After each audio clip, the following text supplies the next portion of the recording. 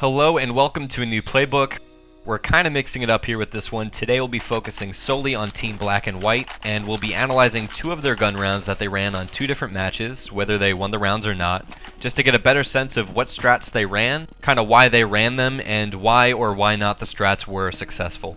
Simba holds long A for the push, making sure that he doesn't go into the double doors to prevent early nade damage.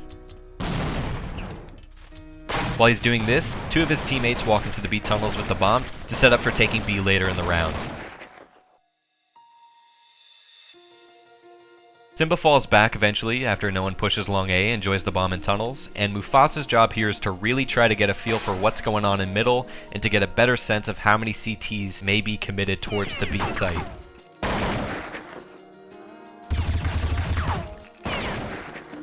Now Peachy was hanging out in the back of Catwalk and throws a great pop flash into mid, which would serve as an asset for Mufasa to utilize in picking middle, but XP3 throws a counter flash so that he could play more defensively at middle by taking cover in CT spawn, so the important pick by Black and White was delayed by getting counter flashed, which was really just a product of waiting too long. Had Mufasa and Peachy more quickly prepared to flash and peek middle, XP3 would have been on the left side of middle, making him more exposed and unprepared to throw that kind of a counter flash. If you're looking to run this type of B-take yourself, understand the importance of quick preparation and execution. Don't let your opponents set up. Force them to play in their uncomfortable early round positions that they play in just to get information about where your team is early on. Force them to play there the whole round by executing these type of takes early on.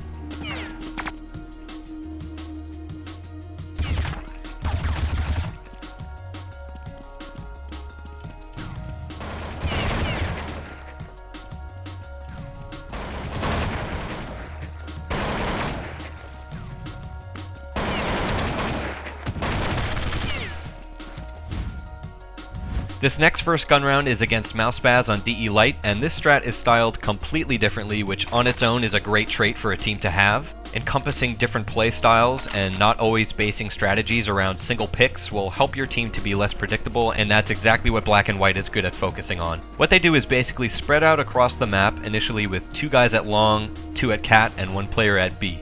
This strat also doesn't work out for them, and the reason's pretty simple. It's a matter of not having enough people at any given spot to ensure that you can trade kills to benefit your team.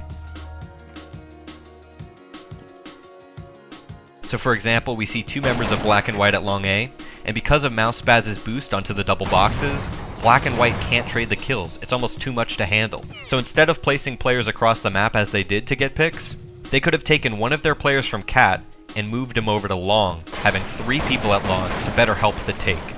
The only other adjustments they would need to impose to compensate for this kind of audible would be to have the solo cat player play passively, to no longer be going for picks, and to note to the B player that the initial picks will be attempted for their team at long A, since they have the player advantage to do so. So the only picks being ran initially would be at long A with their player advantage.